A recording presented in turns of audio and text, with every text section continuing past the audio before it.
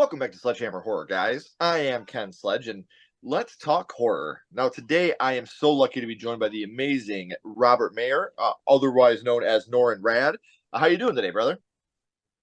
Doing very good, Ken. Thank you for inviting me, and it's been an honor. And like I said, this is something I've been very much, looking forward to.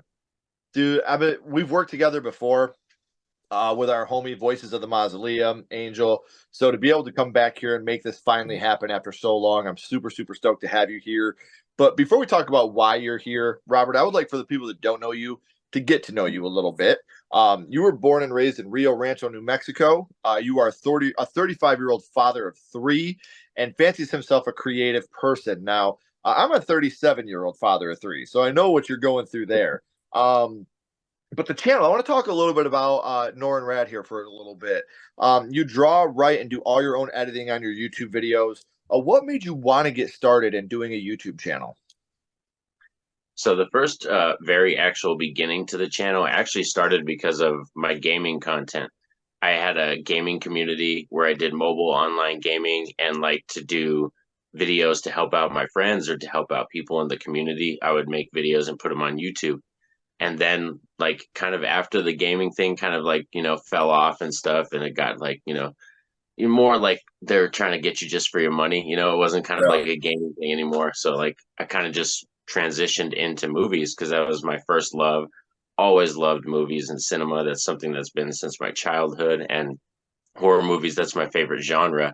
So it's just really fun to like meet new people in the community, talk about them, rank them, and review them and stuff. So that's kind of how the channel evolved into what it is today. Right. Well, and the easiest part about this, guys, is you don't have to go far to find the channel because it's right down in the description, as well as all of Robert's social media links. That way, you guys can subscribe to the channel, follow him on social media, and become a part of that family as well. So, we talked a little bit about how you do the YouTube channel, but like a little bit of a deep dive. What is it you do on the channel now? I know you do like rankings, reviews, stuff like that, but what's your kind of bread and butter at the channel? Well, mainly it's mostly horror content. I do cover other movies and stuff like that, but it's a lot of just kind of chill physical media content, reviews and rankings and stuff. And anytime I feel like even talking about stuff like it's like Scooby Doo. I got into a Scooby Doo binge recently and I ended up watching every show, every episode. So I decided, oh, well, let's rank all the seasons and stuff and talk about it. And that's really fun too because it's like kind of introduction horror, something that you can introduce your kids to and stuff, and it's like a soft little intro to the horror genre. Gateway horror, man. Gotta love it. Horror has to start for everybody somewhere. So I definitely dig it. And you talk about physical media, like I see the Puppet Master box set, I see the Friday the 13th box set. Love those. I got the Puppet Master one as well when we signed up for the streaming service. That was part of the deal that came with signing up for the streaming service, Full Moon. And I was just like, how could I not do that? How could I not sign up, get all those movies streaming, and get all the physical Blu-rays of Puppet Master? Yeah, put me in, coach. I want to play. So we talk about horror movies and physical media and stuff like that, and how you got started on the channel with doing that. Obviously, going from gaming to horror, there's a whole lot of continuity between those two communities, the gaming community, the horror community. We have a mad respect for each other because we know how hard it is to be a part of the other community and making content for that. So what are some of the hiccups you find with creating content as much as you do? My main hiccup, to be honest, is like finding that drive, because when you think about it, like YouTube content creating isn't something like you have a boss, you go to work, you clock in, and then there's that like higher up person that's like, oh, well, you didn't do this or you got to do this. It's more of Yeah. your inner self trying to motivate yourself. And you're like, all right, let's get up.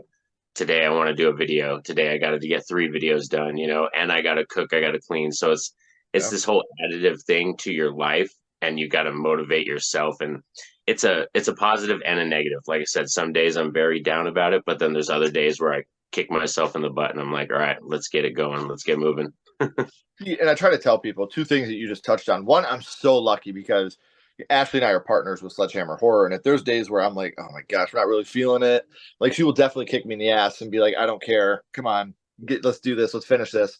And I do the same with her. Like we really want to push each other. And I feel like that makes you better when you have a partner like that. I'm very blessed with that. But if you go into making YouTube content thinking, I'm going to do this, I'm going to get, 1 million subscribers and make a lot of money and do all that, you're doing the wrong thing. You're here for the wrong reasons. And I try to tell people that all the time. If that is your main goal, on doing YouTube is to make money, you're going to be very disappointed. You are going to be extremely disappointed. I mean, don't get me wrong. The money we make is fine. It's good. But that's not why we're here. You know, getting to meet people like you, getting to meet people like Angel, you know, creating these friends in this safe place where, you know, we can have different opinions, but we don't get attacked for it.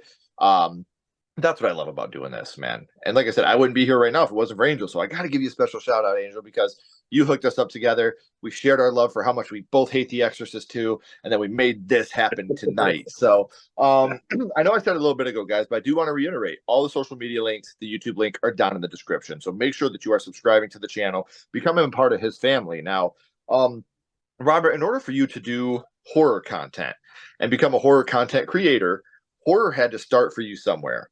So now, my friend, I would like to go back to the past and talk about what got you started in the horror genre, your first horror movie. And Robert, the first horror movie you watched was? So that first horror movie that I ever watched was Nightmare on Elm Street Part 2, Freddy's Revenge. And that's mainly because my mom is a Fredhead. She's totally a diehard Fredhead. My mom had T-shirts of Freddy Krueger, the man of your dreams, with the slash on the back. So even when I was 5 or 6 years old, I knew of this character, knew who he was and stuff. And then I still recall, like I said, going back to the past that day of being in my mom's room, probably like, I want to say like 9 or 10 in the morning. I'm not too sure, but I remember the light kind of coming in the window and just seeing on the screen Freddy Krueger. And like, I vividly remember that scene where he's coming out of Jesse. That's the scene that kind of sticks with me the most. And I just remember that to a core, being young. And also, this was a time when my dad and mom were together, which my dad wasn't really around a lot when I was a child. He was kind of in and out of my life. So that's another reason why it kind of sticks with me, is because it was a time when my mom and dad were together. So I remember it very strong too. And oh man, just I remember so much being kind of scared of it, but also enthralled with it. Like, you know, I want more. I want more. Like, even though I was kind of afraid, I just wanted to see so much more. See, and what I love about that is this movie to me is one of the most underrated in the Nightmare franchise. I hated this movie as a kid, man. Like, you know what I mean? Like, it was too dark for me, I think, as a kid, because like I hadn't seen this one until after I had seen 1, 3, and 4. Like, this was one of the ones I visited last. Like, I went and did a rewatch of all the movies before Dream Child came out, being very, very young. And I remember I didn't like this one. Freddy wasn't funny. Freddy was dark and scary and looked evil. And now this is one of my favorite in the franchise.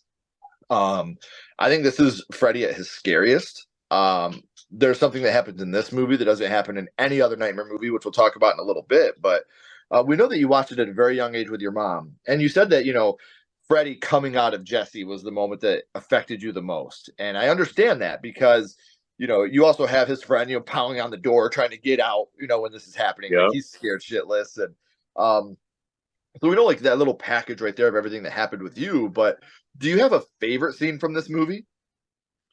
So my favorite scene is probably like probably that sequence, but then even into when he attacks the kids at like the pool party sequence, just because it's so iconic. And then just to have that line when Robert Englund just opens his arms and he's like, "You are all my children now." It's a very epic line. I love that moment so much. And I know there's a lot of kind of diehard Freddy fans that don't like this movie because it takes liberties with a lot of the powers, a lot of the things that Freddy's not supposed to be able to do. But I always kind of take that as this is a different version of Freddy because he's trying to come through Jesse. It's kind of a culmination or a combination of him and Jesse, and that's why he's able to interact with our world in a certain way that's different from all the other films. I don't believe that, because in the first one, he gets pulled out of the dream. In every movie, in some way, he gets pulled out of the dream into the real world. But in part 2, he just does it himself. He comes through Jesse and comes into the real world. And when I was talking about, this movie does something that none of the other movies does. We get to see Freddy have a fucking massacre, man. Like, he's not just going at one person. You know, he's not just in someone's dream doing one thing. We have it. You're all my children now. Like you said, one of the most iconic lines in the whole. I put that up there with "Fuck the prime time, bitch." And I honestly think that's one of the most quoted lines of all the Freddy lore. You have that, and then "You're all my children now." But I think that these movies are so special because they're quotable and they're so memorable. Now, we often talk about these movies and how important they are to us. And I got to know, of all the Nightmare movies, because the Nightmare on Elm Street franchise is all expanding, it keeps going. We even got some fan films now, which are absolutely amazing. But which film in the franchise is your absolute favorite? So that's a great question, Ken. So as a child, as a kid, I did fancy Dream Warriors more because of Okay. the whole they got to fight back to Freddy element and stuff, and the more fantastical element of it. I definitely leaned into that as a child. But as I grew up and rewatching the franchise more and more, I just gravitate towards that second film so much because of the characters. I think they're so rich, they're so fun to be around, but also as you said, I think that's absolutely the scariest version of Freddy. When I think of a haunting Freddy from my nightmares, that's the Freddy that I think of. And I'm like, I don't know what Jack Shoulder told Robert Englund in that movie. Like when they started filming that movie, whatever he told him was genius because he totally took that character to a new level in that second film. It absolutely worked, whatever he told them. So, and I agree with you. I think this is the darkest until you get to the newer remake. You know, the remake Freddy to me is just absolutely terrifying. He's so scary and dark, and with Robert, you're always like, "Yay, Freddy!" With this guy, you're like, "Oh, fuck this guy, man. He's so gross and nasty, and I don't like him." He did what Freddy was supposed to do. So now the big question is, Nightmare on Elm Street. We haven't had a theatrical release in a very long time, since 2010, so almost 14 years now. Would you like to see them take another attempt at a Nightmare on Elm Street with a remake, or maybe like a TV series, like try to do another Freddy's Nightmares type thing? Is that something you'd like to see happen now? I think we're at this point where I know a lot of people kind of find it hard to move on from Robert Englund, but we Mm. already know he's an icon. He's already cemented his place. So I think it's time that we actually have a new person step into the role. And there's a bunch of young actors that I think would be fantastic in the role. So I think it's been long enough now that I think we could totally have a remake. But I think we need a movie because we have Jason going to TV. We also possibly have Michael Myers going to TV as well for his next installment. I think Freddy deserves a theatrical release. I think a new movie would be fantastic. I God, I wish, man. I really hope so. So, I've had an amazing time talking about your first horror movie and what it means to you. But here for a second, Robert, my little buddy Ghostface is here, and he has a question for you. What's your favorite scary movie, Robert? What is your favorite horror movie of all time? So my favorite horror movie of all time is actually the Evil Dead 2013 film. And it's just, oh man, it's so good. Like that's the one that I remember still to this day going with my wife to see. And we literally kind of had the same question walking out of the theaters. Did we just watch the greatest horror movie of all time? Like we kind of had that face looking at each other, asking the question, and we kind of didn't really have a debate about it because it was so just what I picture. And when I think about horror, it's Evil Dead 2013. It's just a bombastic, crazy, wild ride that, gives you all the thrills, the chills, but also some light comedy. But by the time you're at the end of it, you're just like, damn, like what did this film take me through? And that's kind of what Evil Dead 2013 does to you.